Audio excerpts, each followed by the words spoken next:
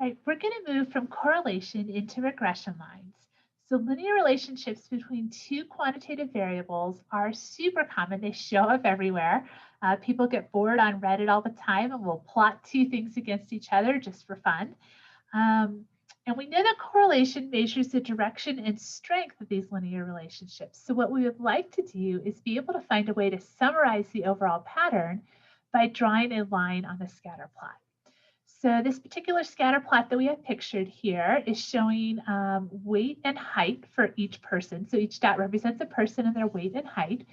And we have a pretty nice positive relationship there. It seems fairly strong. And so someone just fit a line through there. And what they've determined is that the height is equal to 0.6 times the weight plus 130.2. And what we're going to do is we're going to look at how to find that formula and what we can do with that formula. So a regression line summarizes that relationship between the two variables, but specifically, we're looking at using it to explain or predict.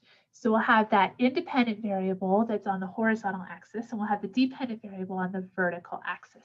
And we'll use that independent to try and predict values of the dependent variable. Okay, a regression line is a straight line that describes how a response variable y changes as an explanatory variable x changes.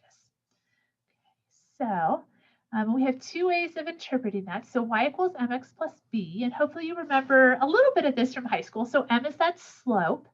And so the way we would interpret the slope in context is we would make a statement like as x, and whatever x is, increases by 1 unit, y will either increase or decrease, and you'll choose that based on the sign of the slope by however many units that is. So if I'm looking at our example with the height and weight, the slope there is 0.6. It's that number being multiplied by the word.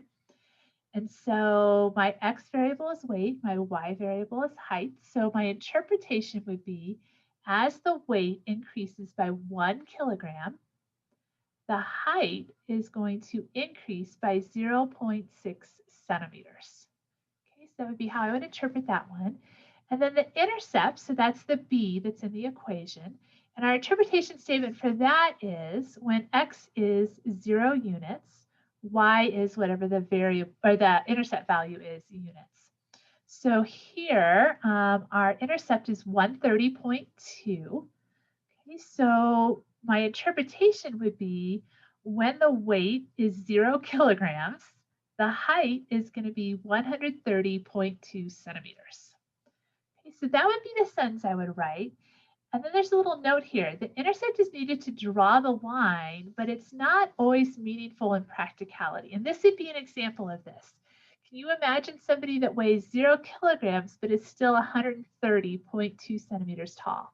Okay, that's not realistic. So in this case, we would say that this is not statistically meaningful or not practically meaningful, that kind of thing. So come back to the next video. We're going to practice doing this both with an Excel data set as well as an equation.